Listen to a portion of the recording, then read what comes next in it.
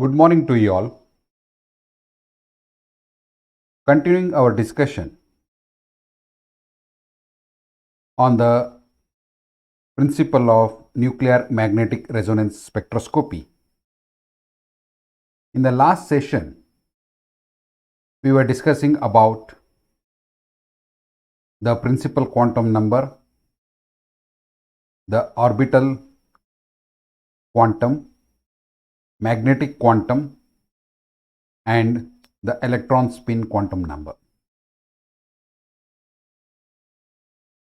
The principal quantum number is related to the electron shell, size of the orbital, and energy state. Higher the value suggests a higher energy state, and if the energy of the electron is increased by any incident energy, then the electron jump to a higher shell or energy state, and it tends to increase the principal quantum number. The orbital quantum refers to specific subshell such as S, P, D, and F. And the orbital quantum number is likely to be dependent on the principal quantum number,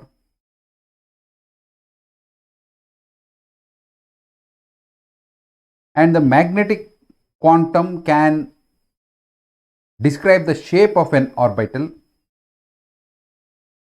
the angular distribution, and the number of angular nodes. The electron spin quantum number is very much or the most important quantum numbers that are used in NMR analysis, and it does not depend on other quantum numbers.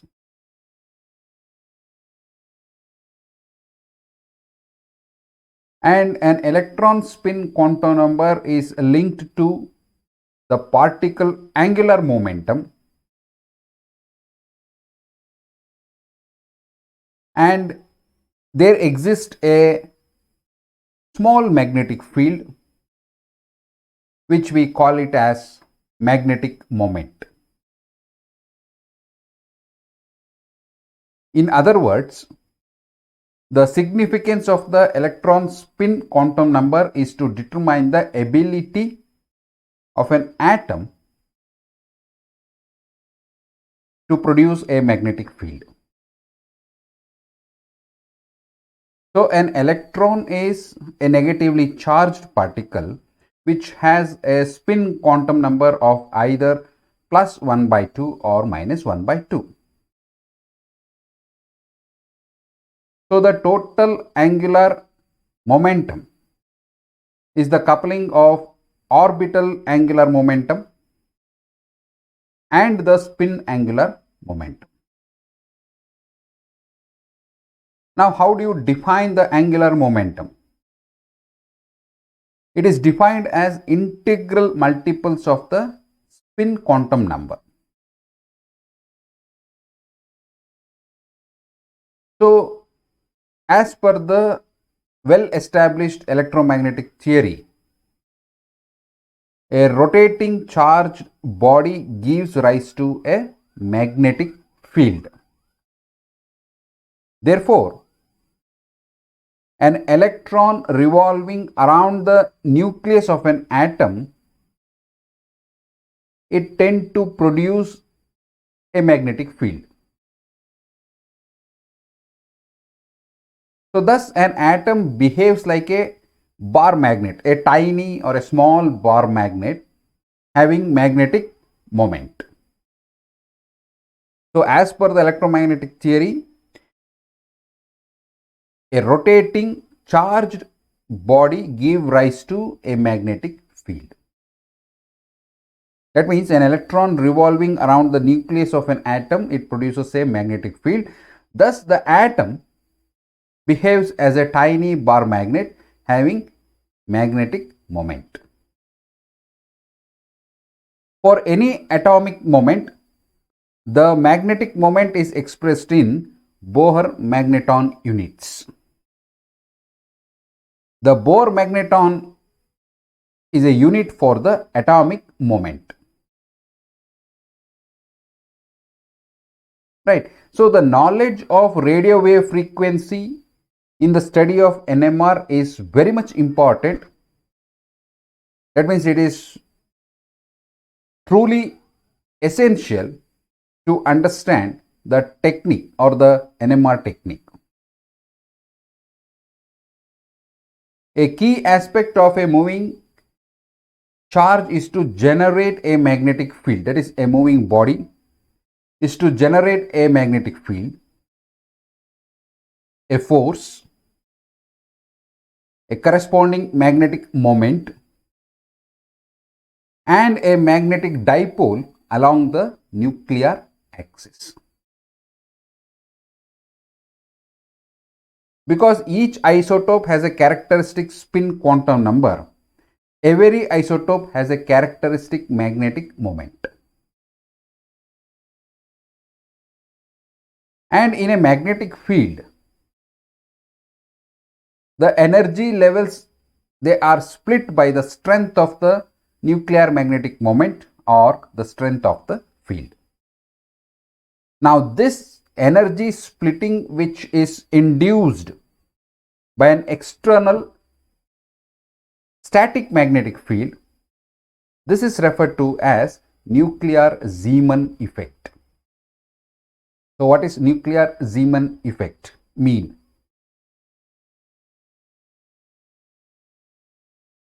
Each isotope, as I said, has a characteristic spin quantum number, and every isotope has a characteristic magnetic moment. And in the magnetic field, the energy levels, they are split by the strength of the nuclear magnetic moment or the strength of the field. Now, this energy splitting, which is induced by an external static magnetic field, is referred to as nuclear Zeeman effect. So, the intensities of NMR signals depend on differences in the populations of the energy levels. That means if a nucleus has 1/2 spin, it behaves like a small magnet and has a magnetic behavior. Once a constant magnetic field is applied, it aligns with the external magnetic field. So, as mentioned, a spinning charge generates a magnetic field and its magnetic moment is directly proportional to the spin.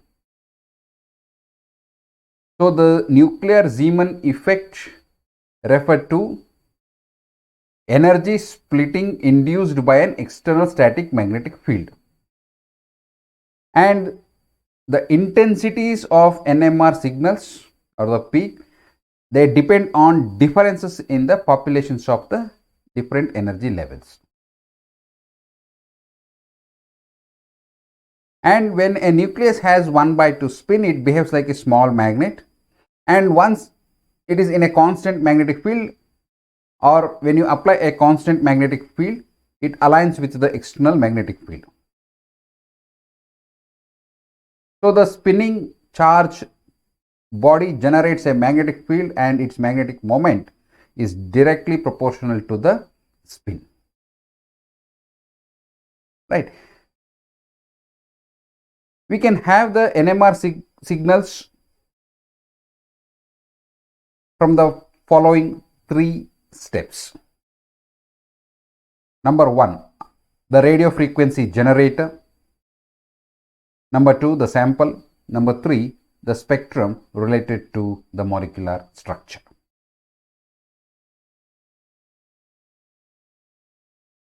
The Larmor frequency of the electron spin Here Larmor frequency refers to the electron spin or the proton spin that would be assisted in moving around the magnetic field by a frequency. So we refer this to as the Larmor frequency. That means the electron spin or the proton spin will be assisted in moving around the magnetic field by a frequency. So this frequency is called as Larmor frequency. Now the Larmor frequency of the electron spin is in the microwave region of the electromagnetic spectrum and is used in electron spin resonance, and the frequency depends on the gyromagnetic ratio. Now what does this gyromagnetic ratio mean? Sometimes we refer this to as magnetogyric ratio, which is denoted by the symbol gamma. So this is the ratio of a particle or for a system of its magnetic moment to its angular momentum. So it is a ratio of magnetic moment to the angular momentum of a particle or a system. Right. So the Larmor frequency of the electron spin is in the microwave region of the electromagnetic spectrum, and it is used in the electron spin resonance, and the frequency depends on this gyromagnetic ratio. So NMR spectroscopy is important in various biological structure analysis. Say for example, if a protein specimen is located in a magnetic field and within the range of the radio frequency radiation, then the orientation of the protein structure can be analyzed through NMR spectroscopy. So when a sample is placed under radio frequency radiation, the energy absorption by the molecules is based on the following factors. Number one, the nature and environment of the nucleus. If the field is not uniform, it can affect both the position of the peak and as well as the spatial position. Number three, subsequent absorption of energy by the nuclei, and the time and the manner in which the nuclei dissipate that energy can provide information about the characteristics of the dynamic processes. So whenever you place a sample under the radio frequency radiation, the energy absorption by the molecule is based on the nature and environment of the nucleus, and if the field is not uniform, it can affect both the position of the peak as well as the spatial position. And subsequent absorption of energy by the nuclei and the time and the manner in which the nuclei dissipate that energy provides information about the characteristics of the dynamic processes. Right. So the topic of NMR can be best understood under three headings: the nature of nuclei, spinning, and the magnetic properties of nuclei. Positive charged spinning nuclei possess both magnetic moment and magnetic field simultaneously, and a spinning charged nucleus behaves as a tiny bar magnet. So this is what we have understood. Therefore, the most probable orientation can be established by the influence of an external magnetic field, which is oriented along the spin rotation axis, as shown in this figure, where a charged nucleus rotating with angular frequency produces a magnetic field, and also in this figure, which is denoting the spin state under external applied magnetic field. So an external magnetic field is applied to the nuclear spin having a nuclear magnetic moment, and undoubtedly different magnetic potential energies can arise from different spin states. So the transition between spin states is generated by a proper radio frequency signal, and spin polarization can also be induced by the static magnetic field. Therefore, a few of the spins are placed in their higher energy state by spin flipping. That is what we refer to as the beta state. A 2 spin state is shown in this figure. The figure A represents the spin state under the external magnetic field, and the figure B represents the alignment, that is nucleus alignment under the external magnetic field. The alpha state nucleus aligned with the south pole of the magnet, and south pole of the nucleus with the north pole of the magnet.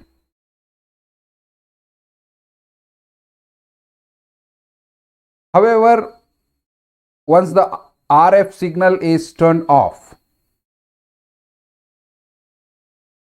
a measurable amount of the RF signal is generated by the relaxation of the spins, that is by returning to lower energy state, that is alpha state. So NMR spectroscopy is based on this mechanism. So for instance, when a magnetic field is applied, a potential energy is also associated with the magnetic dipole moment, and that potential energy refers to the orientation of the dipole in an external magnetic field. Right. Many studies have come up, or the researchers have studied the effect of jargon orientations, and it is found that the jargon orientation is strongly dominated by low energy states, that is the H1, C13, N15, F19, P31 nuclei, which have a nuclear spin quantum number of 1/2. And these are more useful from biological point of view. And there are plenty of investigation which has suggested that the electron spin magnetic moment and proton spin magnetic moment are opposite to the electron spin and in the direction of the proton spin. So the electron spin or the proton spin would be assisted in moving around the magnetic field, as I said earlier, by a frequency which is normally called the Larmor frequency.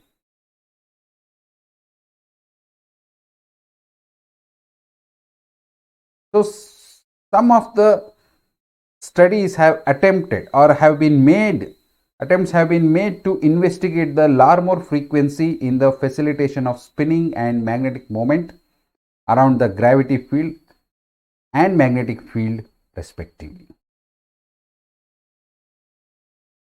Just for illustration purpose, the main theoretical assumption between the NMR spectroscopy is that the partial polarization of the protons, say for example the hydrogen nuclei, is induced by placing them in a strong magnetic field. Traditionally, the investigators employ a powerful radio frequency field to excite the nuclear spins of the sample into their higher energy state. And once the source of the strong radio frequency signal is discounted, the spins would probably go back to the lower state. and obviously they would emit the radio frequency signal at the Larmor frequency, which is accompanied by that field. Now this induced radiation is amplified to get an NMR signal. So this is the theoretical assumptions between the NMR spectroscopy. And in addition, the strength of the applied magnetic field is responsible for the Larmor frequency of the detected signal. So whatever the strength that is there of the applied magnetic field, that is responsible for the Larmor frequency of the detected signal.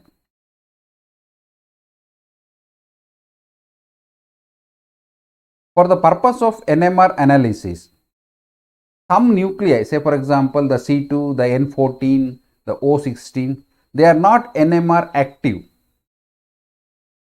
for the reason that due to unavailability of nuclear spin. The energy is required to perform the flipping and to generate an NMR signal right to the energy transition within the two nuclear orientations. If there is unavailability of nuclear spin, then it is not NMR active. So for each nucleus, a constant is used, which is designated as the gyromagnetic ratio, symbolized by the gamma.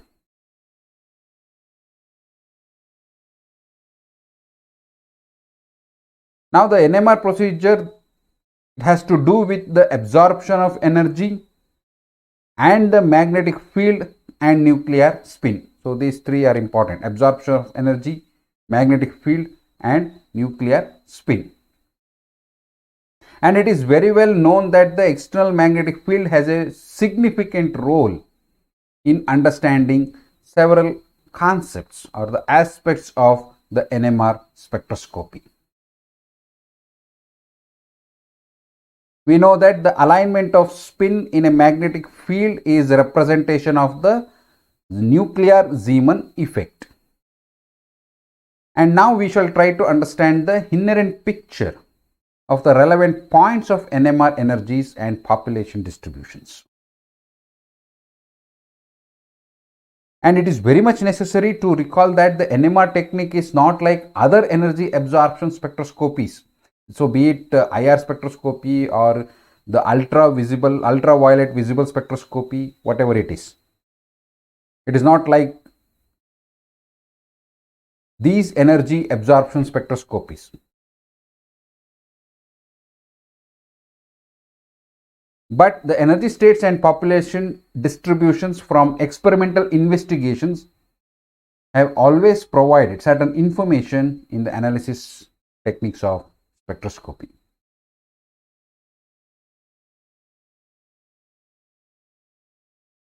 So now it can be described that relaxation, it is an event that would directly reveal the intensity of or intensities of NMR signals, the line shapes, structures and dynamics of the molecule under study. So the NMR spectroscopy or the spectrometries, they are often offered as a kind of analogy to audio signals of the radio, as it is shown in the figure.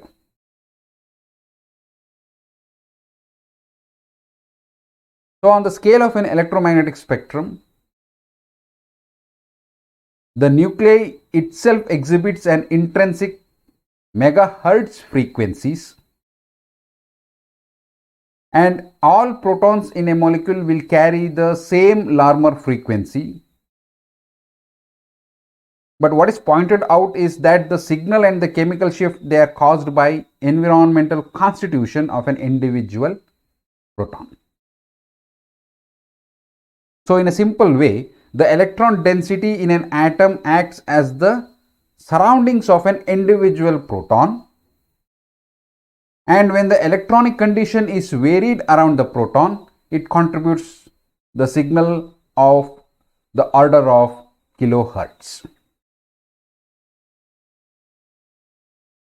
To repeat, the electron density in an atom, it acts as the surroundings of an individual proton, and when the electronic conditions is varied around the proton, it contributes the signal of the order of kilohertz. Right? So this forms the basis of the principle of NMR spectroscopy. Next, we have the NMR instrumentation. There are two common kinds of NMR techniques. Number one, continuous wave NMR, and number two, Fourier transform NMR. So earlier days, the continuous wave instruments were used to carry out the studies. And only in the early 1970s, the FT instruments became accessible. The continuous wave NMR in principle are like optical spectrometers. That means the specimen is kept in a powerful magnetic field, and either frequency or fields are scanned, and if the source frequency is kept constant, the field is scanned, and vice versa.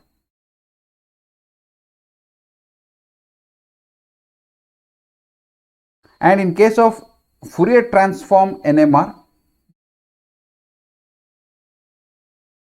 as previously discussed, the magnitude of the energy differences involved in NMR spectroscopy is small. So sensitivity can be a limitation when looking at lower concentrations of the sample. So one approach to increase the sensitivity is to record many spectra and consequently add these together. So you record several spectra and then you consequently add them together, and as noise is random, it adds to the square root of the number of spectra recorded. Say for example, if 100 spectra are recorded for a compound and they are summarized, the noise can increase by factor of 10, that is background noise, unwanted signals. But the signals which are wanted can increase in magnitude by a factor of 100, giving a large increase in sensitivity. So sensitivity increases in a very large way. Right? And in continuous wave NMR instrument, the time needed to collect the spectra is large. That means it takes about 2 to 8 minutes when compared to the FT NMR instrument. Right? In FT NMR, any of the frequencies in the spectrum are irradiated synchronically with an radio frequency pulse. So there is a single oscillator, we call it as a transmitter, which is adapted to generate a pulse of electromagnetic radiation of frequency omega. Now the pulse is truncated after a few complete cycles. We correspond that period as S.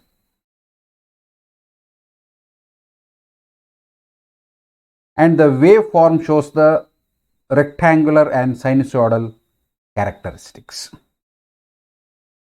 So this is a typical schematic arrangement of a NMR spectrometer. We have the radio frequency input, radio frequency output towards a spectrum, and there is a sample tube between the magnetic field. Right. So I'll stop my discussion over here. We'll continue our discussion on the concepts of NMR, the working principle of NMR, in the next session. Thank you very much.